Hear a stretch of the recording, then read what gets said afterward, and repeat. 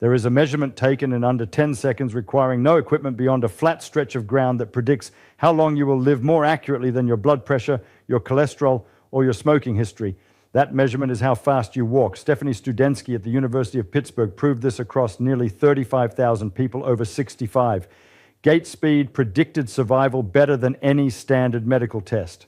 And there is an experiment involving older adults who did nothing more than walk 3 times a week, where the part of the brain responsible for memory did not just stop shrinking, it grew. The physics of why walking speed predicts lifespan and why walking grows brain tissue starts in the structure of your feet. Stand up. Feel your weight settle into your feet. What you are standing on is not a flat platform, it is an arch.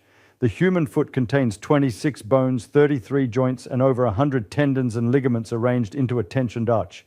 The same structural principle that holds up bridges. The arch stores elastic energy when it compresses under your weight and returns that energy when it rebounds, reducing the metabolic cost of each step by roughly 17%. No other primate has this arch. Your feet are spring-loaded platforms optimized for one thing, walking on flat ground for long distances. There is a structure in the sole of your foot that most people never learn about, the plantar venous plexus, a dense network of veins embedded in the tissue of your sole. Every time your foot strikes the ground, your body weight compresses this plexus, squeezing blood upward through the veins of your leg toward your heart. Each step is a palm stroke. Walking at a normal pace delivers 60 to 70 palm strokes per minute per foot. A dedicated hydraulic system built into the bottom of each foot, activated only by walking. Standing does not activate it. Sitting does not activate it. The heavy-legged feeling after a long day of sitting is partly blood pooling in vessels that have not been pumped. When you take a step, your body performs an act of controlled falling. Your center of mass rises as you vault over your planted leg, functioning as an inverted pendulum. The same physics that governs a clock pendulum, but flipped upside down with the pivot at the ground and the mass at the top. As your weight passes over the planted foot and begins to fall forward, the potential energy of the rise converts to kinetic energy with roughly 65% efficiency. Your muscles only supply the remaining 35%. This is extraordinary engineering. A robot attempting bipedal walking at this efficiency would require years of optimization, and most still cannot match it. Your body does it without conscious thought, adjusting stride length, foot placement, and weight distribution in real time to surface angle, wind, and terrain. Calculations that your cerebellum performs thousands of times per minute without your awareness. Your Achilles tendon, the thick cord connecting your calf to your heel, existing at a length and thickness found in no other great ape, adds another layer. During each step, as your body weight loads the forefoot, the tendon stretches under the force and stores elastic energy. During push-off, that energy rebounds, contributing propulsive force without additional muscular effort, returning roughly 35% of the energy it absorbed. Between the pendulum dynamics and the tendon rebound, the muscular cost of walking is astonishingly small. This is why you can walk for hours without the exhaustion that running produces in minutes. The gait was optimized for endurance, not speed. Your wide pelvis, your angled femur, your locked knee and extension, your short toes, your rigid arched foot. Every feature is a walking adaptation. You are the most efficient walking machine the primate lineage has ever produced. You can feel this efficiency when you walk at your natural pace, the speed that feels comfortable without thinking about it. That speed, typically around 1 to 1.22 meters a des, is the pace at which the inverted pendulum dynamics produce maximum energy recovery. Walking faster requires more muscular input to override the pendulum timing. Walking slower requires more input to control the deceleration. Your body naturally selects the pace that costs the least energy. The comfortable walking speed is not a preference. It is a physical optimum determined by the length of your legs, the mass of your body, and the gravitational field of the earth. Daniel Lieberman at Harvard has spent decades demonstrating that the human body is, in the most literal sense, an endurance locomotion machine. His research on persistence hunting, the practice still observed in some indigenous communities of chasing prey on foot across open ground until the animal collapses from heat exhaustion, reveals why. Most mammals cool themselves by panting, which requires them to stop running. Humans cool themselves by sweating. Your 2 million sweat glands, far more than any other primate, allow continuous heat dissipation during sustained movement. Your ancestors could walk and run for hours in the midday African sun, while their prey had to stop and pant. The hunt was not about speed, it was about endurance. The prey was always faster. The human was always more persistent. The animal that could not cool itself while moving eventually stopped, overheated, and collapsed. The human that could cool itself while walking caught up, gluteus maximus. The largest muscle in your body is almost inactive during standing, but fires powerfully during walking and running. The nuchal ligament, the elastic band at the back of your skull, stabilizes your head during forward motion and exists in humans and dogs, but not in chimpanzees. Every one of these features is a locomotion adaptation. They do not help you sit, they do not help you stand, they help you walk and run for hours across distance. Lehman's central argument is that every system in your body was calibrated to a baseline of daily sustained movement that modern life has quietly removed. That removal is recent. For 99.5% of the 2 million years since Homo erectus, daily walking distances of 5 to 10 miles were normal. Hunter-gatherers averaged 6 to 9 minutes per day. Agricultural workers through the Middle Ages walked comparable distances. Your grandparents walk more than you do. Your great-grandparents walk more than they did. The average person over 65 today walks roughly 1.5 to 2 MRs per day, 3,000 to 4,000 steps. Many walk less. The body that was calibrated to 6 minutes per day is receiving 1.5. This distinction matters more than almost anything else in aging medicine, and it is the one distinction that most people miss. A significant portion of what people experience as aging, the stiffness in the morning, the heaviness in the legs by afternoon, the loss of balance that makes you reach for the handrail, the back pain that settles in after sitting, the swollen ankles by evening, the sleep that fragments at 2 in the morning, the cognitive fob that thickens through the winter, maps not to the calendar but to the step counter. A 70-year-old who walks 5 miles a day functions in many measurable parameters: cardiovascular output, bone density, balance, immune markers, hippocampal volume, gait speed like a person 10 to 15 years younger. A 60-year-old who walks a quarter mile a day presents with symptoms commonly attributed to aging that are in clinical terms symptoms of deconditioning. The physiological decline that results from insufficient mechanical input. Deconditioning looks like aging. It feels like aging. It is diagnosed as aging, but it is not aging. It is the body responding exactly as designed to the absence of the one input it requires. The body is not falling apart from time. It is falling apart from stillness. The question is not whether you can still run a marathon or lift heavy weights. The question is whether you are giving your body the one form of movement it was specifically designed to receive. Here is what walking does to your bones. And it is not what you think. Your bones are piezoelectric. When mechanical force is applied, the impact of a heel striking the ground, the compression of your spine, the bending forces in your fur, the hydroxyapatite crystals in the bone matrix generate a small electrical charge, piezoelectricity. The same property used in quartz watches and lighters is built into the mineral structure of your skeleton. The electrical signal is not random noise. It is a regulatory signal, osteoblasts. The cells that build new bone respond to this charge by increasing their activity. More impact means more electrical signal means more bone building. This is the physics underneath the principle that orthopedic surgeons have known since the 19th century, Wolff's Law. Julius Wolff observed that bone remodels itself along the lines of mechanical stress. It grows thicker where forces are greatest and thins where forces are absent. The piezoelectric mechanism explains how the electrical charge generated by mechanical loading tells the osteoblast exactly where to build. Your skeleton is not a fixed structure. It is a responsive system that continuously redesigns itself based on the forces applied to it. Walking provides those forces. The bones respond by building density precisely where the walking forces land, in the heel, in the tibia, in the femoral neck, in the lumbar spine. The locations where osteoporotic fractures most commonly occur are exactly the locations where walking forces concentrate. When you stop walking, the electrical signal stops, bone resorption. The breakdown of bone tissue by osteoclasts continues at its normal rate, but bone building slows. The balance tips toward loss. Astronauts in zero gravity lose roughly 1 to 2% of bone density per month. Not because space is toxic to bones, but because the gravitational loading that generates the piezoelectric signal is absent. Bedridden patients experience the same loss on the same timeline.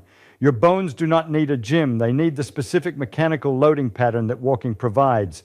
The rhythmic moderate impact forces that your skeleton evolved to interpret as the signal to maintain itself. If you have been told you have low bone density, the physics underneath that diagnosis includes a piezoelectric deficit. Your bones have not been receiving enough mechanical signal to maintain the electrical stimulation that drives building. Walking is not a treatment in the way a drug is. It is the restoration of the input signal your bones were designed to receive.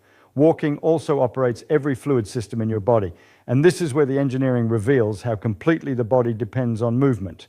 Your lymphatic system, the network that carries immune cells, removes waste and maintains fluid balance, has no heart, no dedicated pump. Lymph moves only when surrounding muscles squeeze the vessels, pushing fluid through one-way valves. The calf is sometimes called the second heart because its contractions during walking drive lymphatic and venous fluid upward against gravity. When you sit for hours, the pump stops. Lymphocytes, the immune cells responsible for patrolling your tissues and destroying pathogens, pool in the lower extremities instead of circulating. The surveillance system does not shut down, but it operates at reduced capacity. The swelling in your ankles after a day of sitting is not a disease. It is a pump that is not running. Walking for even 10 minutes begins moving fluid that has been pooling. Your intervertebral discs, the cartilage pads between your vertebrae, have no blood supply. They receive nutrition through inhibition. The rhythmic loading and unloading that walking provides draws fluid in and pushes waste out. Walking feeds your spinal discs. Sitting starves them. The back stiffness after prolonged sitting that eases after a few minutes of walking is the disc rehydrating. Fluid returning to a structure that has been slowly drying out while you sat still. Fascial tissue, the connective sheets wrapping every muscle and organ, requires mechanical pumping to stay hydrated and elastic. When muscles contract and release during walking, they push fluid through the fascial layers. The way kneading dough pushes moisture through the matrix. The morning stiffness that many people over 65 experience, the sense that the body needs to warm up before it moves freely, that the first 10 minutes feel tight and creaky, is partly fascial dehydration from overnight stillness. Walking pumps fluid back through it. A body that walks daily starts each morning with better hydrated fascia than a body that does not. And the difference accumulates over months into measurably different flexibility and ease of movement. Even your digestive tract depends on walking. Peristalsis, the muscular contractions that move food through your gut, is stimulated by the rhythmic motion of walking. Constipation in older adults correlates with physical inactivity more strongly than with diet. The gut was designed to process food in a body that moves. Blood, lymph, spinal nutrition, fascial hydration, digestive transit. Every fluid system was designed to operate in a walking body. In a sitting body, all of them degrade, not from disease, from the absence of the mechanical input they require. Here is where the physics shifts from the body to the brain and where the result that changed neuroscience was published. For most of the 20th century, neuroscience held a firm consensus. The adult human brain could not generate new neurons. You were born with all the brain cells you would ever have, and aging meant losing them. Slowly, irreversibly, roughly 1 to 2% of hippocampal volume per year after 60. The hippocampus is the structure responsible for forming new memories, for spatial navigation, for the kind of recall that lets you remember where you parked, what you had for breakfast, and the name of the person you met last week. Its steady decline was considered as inevitable as the graying of hair. Textbooks taught it. Research grants assumed it. Clinical practice accepted it. Kirk Erickson at the University of Pittsburgh designed an experiment to challenge that assumption directly. In 2011, he took 120 sedentary older adults, average age 67, people who had not been exercising regularly, and randomly assigned half to a walking program, 40 minutes of moderate walking 3 times per week for 1 year. The other half did stretching exercises for the same duration and frequency. Before and after the year, Erickson measured hippocampal volume using structural MRI, the same imaging technique used to track the decline that textbooks said was irreversible.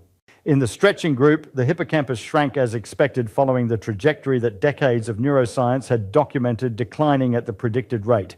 In the walking group, the hippocampus grew by roughly 2%. 1 year of walking 3 times a week reversed approximately 1 to 2 years of age. Related hippocampal atrophy, the walkers also performed significantly better on spatial memory tests, the kind of memory that allows you to navigate a familiar neighborhood, find your car in a parking lot, remember the layout of a new building. The result was published in the Proceedings of the National Academy of Sciences, and it forced a revision of what neuroscience could say about the aging brain. What drives the growth is a protein called brain-derived neurotrophic factor, BDNF. Walking increases BDNF production in the brain, and BDNF promotes the survival of existing neurons, the growth of new synaptic connections, and critically neurogenesis, the birth of new neurons in the dentate gyrus of the hippocampus. The walkers were not just preserving brain tissue, they were growing it. New neurons, new connections in a structure that the scientific consensus had said could not regenerate. The consensus was wrong. The walking proved it. Erickson's result required no gym, no trainer, no equipment, no medication. It required walking at a moderate pace, a pace where conversation is comfortable, where breathing is elevated but not strained, where the body is working but not suffering for 40 minutes 3 times per week. The dose that grew the hippocampus is a walk around the neighborhood 3 times a week at a pace you can sustain while talking to a friend. If you have noticed that your memory is not what it was, that names take longer to surface, that you walk into rooms and forget why, that the sharp recall of 10 years ago has softened, part of what you are experiencing is hippocampal volume loss. And part of that loss is reversible, not with a drug, not with a crossword puzzle, not with a supplement marketed for brain health. With walking, the protein that builds new brain tissue is released by the mechanical act of sustained moderate movement. The body has to move for the brain to grow. There is another system that walking maintains that becomes critical after 65, and it is the system most directly connected to the falls that change lives. Balance is not a single ability. It is a real-time integration of 3 sensory systems: vision, the vestibular system in your inner ear, and proprioception, the network of senses in your joints, tendons, and muscle spindles that detect the position and movement of your body in space. The proprioceptive senses in your ankles and feet are particularly important for walking balance. They detect the angle of the ground surface, the shift of your center of mass, and the subtle adjustments needed to keep you upright on every step. These sensors maintain their accuracy through use. They calibrate to a body that is moving. When the body stops moving, when days are spent sitting in a chair or standing in one position, the proprioceptive system decalibrates. The sensors become less sensitive. The response time slows. The real-time adjustments that prevent a stumble from becoming a fall become less precise. The loss of balance that many people over 65 experience is not entirely neurological decline. A significant component is proprioceptive decalibration from disuse sensors that have not been challenged by the varying surfaces, the weight shifts, the small corrections that every step on uneven ground demands. Walking on varied terrain, sidewalks, grass, gentle slopes, gravel paths, recalibrates these sensors actively. Each step is a balanced challenge that the proprioceptive system solves in real time, and each solution refinesses the system's accuracy. A daily walk is a daily proprioceptive training session that no balance exercise in a gym fully replicates, because the gym floor is flat and predictable and the real world is not. Now, the measurement from the beginning of this story pays off. Studensky's meta-analysis covered 35,000 people, over 65 followed across multiple studies for 6 to 21 years. Gait speed measured over 4 meters of flat ground. Time to the 10th of a second predicted survival more accurately than age, sex, chronic disease burden, hospitalization history, or body mass index. People who walked faster lived longer. The relationship was continuous. Every increment of speed correlated with lower mortality. And the relationship held across every subgroup, men and women, healthy and chronically ill, young, old, and old. Studensky's interpretation explains why this works. Gait speed is not itself the cause of longevity. It is a summary measurement, a single number that reflects the integrated function of the entire body compressed into one observable act. Walking requires your heart to deliver oxygen to working muscles. It requires your lungs to exchange gases efficiently enough to sustain the demand. It requires your muscles to generate force against gravity. It requires your bones to bear the load without pain. It requires your nervous system to maintain balance on every step, coordinate the firing sequence of dozens of muscles, and process the sensory environment in real time. It requires your brain to plan the route, anticipate obstacles, and sustain the intention to move forward. When any of these systems degrades cardiovascular, pulmonary, muscular, skeletal, neurological, cognitive, the body protects itself by slowing down. Gait speed is the body's self-report on the state of every system simultaneously. No blood test captures that. No imaging scan captures that. 4 meters of flat ground captures it. A comfortable walking speed of roughly 1 meter per second, about 2¼ miles per hour, is associated with median life expectancy at most ages over 65. Speeds above 1.2 meters s are associated with better than expected survival. Speeds below 0.6 meters s are associated with significantly increased mortality risk. The number is not a death sentence, and it is not a guarantee. It is a reflection of how well the walking machine is functioning, and the walking machine is the entire body. If you have noticed that you walk more slowly than you used to, that crossing the street in the time the signal allows has become harder, that younger people pass you on the sidewalk, that walking to the shop takes longer than it did 5 years ago. That change is the most important vital sign no one is routinely measuring. And gait speed is not fixed. It responds to intervention. Walking more regularly, consistently at the best pace you can sustain, improves every system that determines the speed. The measurement and the treatment are the same act. Start walking even 10 minutes a day, even slowly, even with a cane, and the systems respond in a specific sequence that the body has been waiting to execute. On the first walk, the venous and lymphatic pumps activate. Blood moves upward from the feet. Lymph begins circulating through tissues that have been stagnant. You may notice that your ankles are less swollen by evening. Within the first week, fascial hydration improves. The morning stiffness eases. The first minutes of the day feel less locked. The body warms up faster. Digestion normalizes as peristalsis reactivates. The gut begins moving food on a timeline it recognizes. Within 2 to 3 weeks, the cardiovascular system adapts. Resting heart rate drops slightly as stroke volume improves. Blood pressure settles lower. And the same distance that left you breathless at the start begins to feel manageable. You walk the same route and arrive less winded. That is not willpower. That is cardiac adaptation, the heart pumping more blood per beat, the muscles extracting oxygen more efficiently, the body recalibrating to a stimulus it has not received in years. Within a month, balance improves as the proprioceptive pathways in your ankles and feet, the sensors that detect ground angle, surface texture, and body sway recalibrate to a body that is moving again. The handrail feels less necessary, the uneven sidewalk feels less threatening. Your nervous system is relearning the real-time adjustments it was designed to make on every step. Over months, the piezoelectric signal begins rebuilding bone density at the sites where walking forces concentrate, and the hippocampal neurogenesis that Erickson measured, the new neurons, the BDNF-driven growth in the part of your brain that forms memories that takes weeks to months of consistent walking to begin. But it begins. The body does not require you to believe in the mechanism. It requires steps. Every system in the sequence is waiting for the same input. The input is movement. No other exercise does all of this simultaneously. Running generates higher impact forces and stronger cardiovascular stimulus, but it carries injury risk that increases with age. The knees, the hips, the ankles absorb forces 3 to 4 times body weight with each running stride, compared to roughly 1 to 1.5 times during walking. For most people over 65, running is not sustainable. Swimming is excellent cardiovascular exercise, but removes the gravitational loading that generates the piezoelectric signal in bones. Swimmers have lower bone density than walkers. Despite superior cardiovascular fitness, cycling eliminates the heel strike, the plantar pump, the spinal loading cycle, and the balance challenge. Your body is supported, your feet are fixed, your spine is static. Each of these is valuable exercise. None provides the specific mechanical inputs that the human body was designed to receive through bipedal gait. Walking is the baseline. It is the evolutionary minimum, the movement the body expects to receive every day. The input every system was calibrated to. The stimulus that maintains bones, circulates lymph, feeds discs, hydrates fascia, moves the gut, grows the hippocampus, and integrates every physiological system into the single measurable output that Studenski showed predicts how long you will live.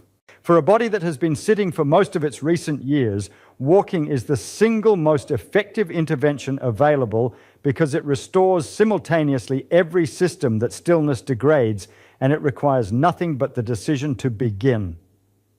2,400 years ago, Hippocrates wrote 5 words that contain more physics than he could have known.